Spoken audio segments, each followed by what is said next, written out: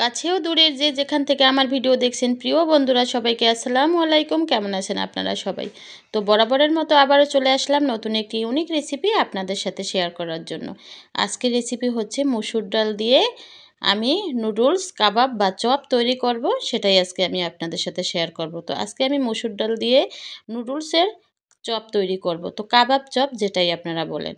তো প্রিয় বন্ধুরা, প্রথমে 1 কাপ পরিমাণ আমি বড় একটা বেকসিম বলে ডাল নিয়ে নিলাম।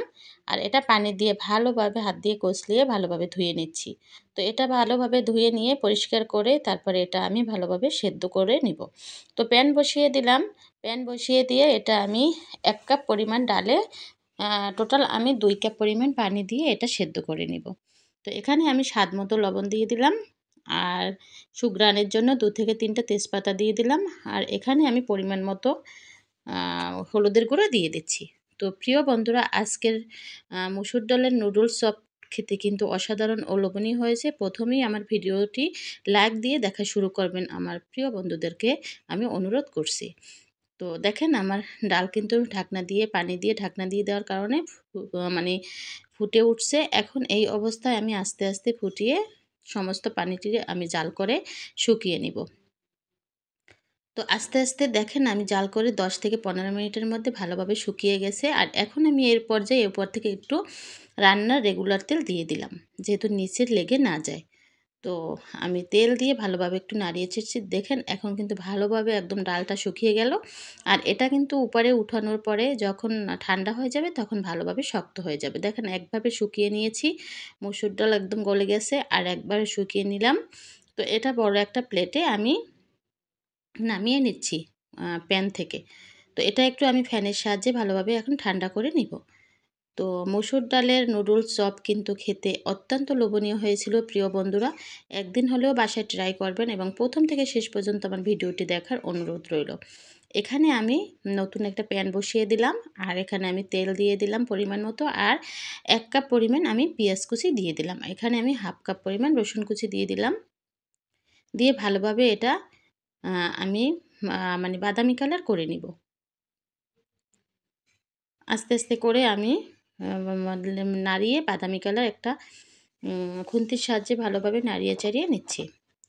এখানে আমি একটা ডিম দিয়ে দিলাম। ডিমটা ভালোভাবে রসুন আর পেঁয়াজের সাথে এখন মিশিয়ে নিব। তো এই এই নুডলসের চপটা খেতে যে এতটা লোভনীয় হয়েছে বন্ধুরা, যা বাসায় ট্রাই না করলে কখনো বুঝতেই পারবেন না। যে আমরা তো অনেক কাবাব খেয়ে থাকি, মসুর ডালের কাবাব খেয়ে থাকি, তো নুডলস কাবাবটা কিন্তু আরও বেশি মুচমুচে লোভনীয় হয়। লবণ দিয়ে দিলাম। আর এখানে আমি পরিমাণ মতো মরিচের গুঁড়া দিয়ে দিলাম। আর এখানে আমি গরম মশলার গুঁড়া দিয়ে দিলাম। দিয়ে ভালোভাবে আরেকটু নাড়িয়ে চাড়িয়ে নিচ্ছি। আর কোনো মশলা এখানে দেওয়ার প্রয়োজন নেই প্রিয় বন্ধুরা। তো ভালোভাবে নাড়িয়ে চাড়িয়ে নিচ্ছি।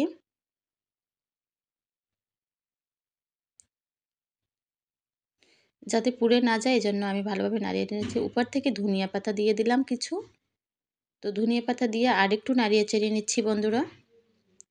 এখন আমি যে ডাল সেদ্ধ করে রেখেছিলাম ওটা আমি ভালোভাবে দিয়ে দিচ্ছি। দিয়ে আমি এই মশলার সাথে ভালোভাবে রান্না করে নিব 10 মিনিট। সমস্ত পেঁয়াজ রসুন আর ডিম ভুনা ভালোভাবে আমি এই ডালের সাথে মিক্সড করে দিলাম। আর এখনই এটা খেতে কিন্তু অনেক বেশি মজা হয়েছে বন্ধুরা। এটা ভাতের সাথেও কিন্তু অনেক মজা করে খাওয়া যায়। তো এখন আমি টোস্ট আর বিস্কুট গুঁড়ো করে নিয়েছি, সেটা ভালোভাবে উপর থেকে দিয়ে দিচ্ছি। টোস্ট বিস্কুটের গুঁড়ো একটা ব্লেন্ডারের জারের সাহায্যে আমি ভালোভাবে গুঁড়ো করে আমি এই ডালের সাথে ভালোভাবে মিক্সড করে নিলাম।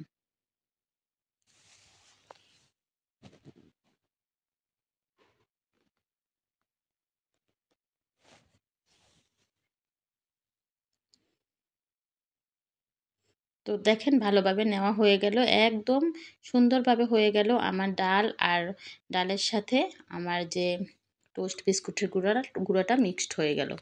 এখন আমি একটা প্লেটে নিয়ে নিলাম। প্লেটে নিয়ে ঠান্ডা করে আমি ফ্যানের সাহায্যে ঠান্ডা করে এখন আমি এটা দিয়ে গোল গোল কাবাব চপ যেটাই বলি না কেন তৈরি করে নিব। আমি একটু ঠান্ডা করে আরও হাত দিয়ে ভালো একটু মাখিয়ে নিলাম। নিয়ে এখন আমি সুন্দর করে এখন গোল গোল হাতের সাহায্যে একটু হাতে তেল মাখিয়ে আমি সুন্দর করে গোল গোল কাবাব তৈরি করে নিচ্ছি বন্ধুরা। দেখেন গোল গোল কাবাবগুলো তৈরি করে নিচ্ছি। আর এটা খেতে যে এতটা দুর্দান্ত হয়েছে বন্ধুরা, একদিন হলেও বাসায় ট্রাই করে দেখবেন যে মসুর ডালের নুডলস চপটা খেতে কতটা লোভনীয়। তো সুন্দর করে আমি চপগুলো বানিয়ে নিচ্ছি বন্ধুরা। এক এক করে সবগুলো এভাবে বানিয়ে নিচ্ছি।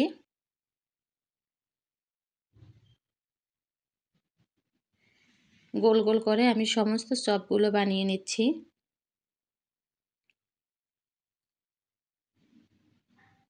তো দেখেন আমি এভাবে সবগুলো বানিয়ে নিচ্ছি। হয়ে গেল আমার সব চপগুলো বানানো। এখন আমি নুডলস নিয়েছি, দেখেন 2 প্যাকেট নুডলস নিয়েছি। এটা হাত দিয়ে ভালোভাবে আমি একদম গুঁড়ো করে নিব। ভিতরের যে নুডলসগুলো আছে এগুলো একদম ভালো করে গুঁড়ো করে নিব। তারপরে ভেঙে একটা প্লেটে নিয়ে নিব। আর এখানে মশলার একটা প্যাকেট নিয়ে নিলাম প্রথমে।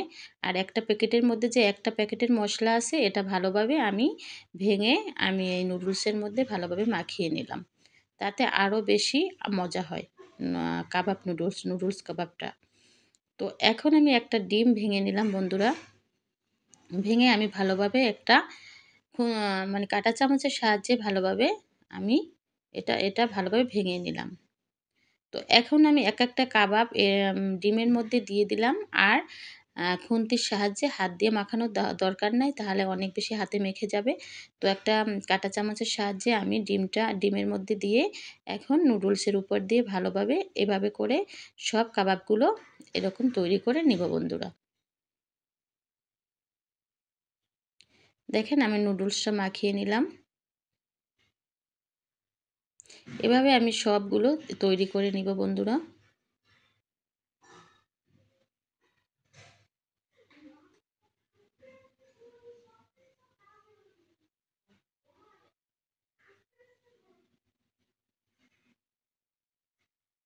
তো দেখেন আমি কিভাবে মাখিয়ে নিচ্ছি।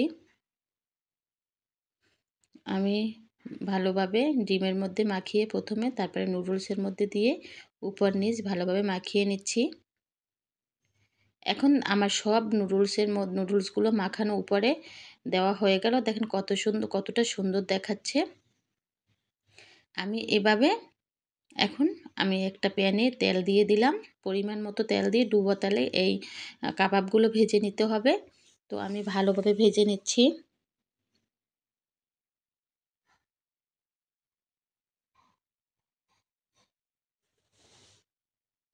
আমি একদম হাই হিটে ভাজবো না, তাহলে উপরের নুডলসগুলো তাড়াতাড়ি পুড়ে যাবে। তো একদম স্লো আছে আস্তে আস্তে করে সমস্ত এই কাবাবগুলো ভেজে নিচ্ছি আস্তে আস্তে করে স্লো আছে।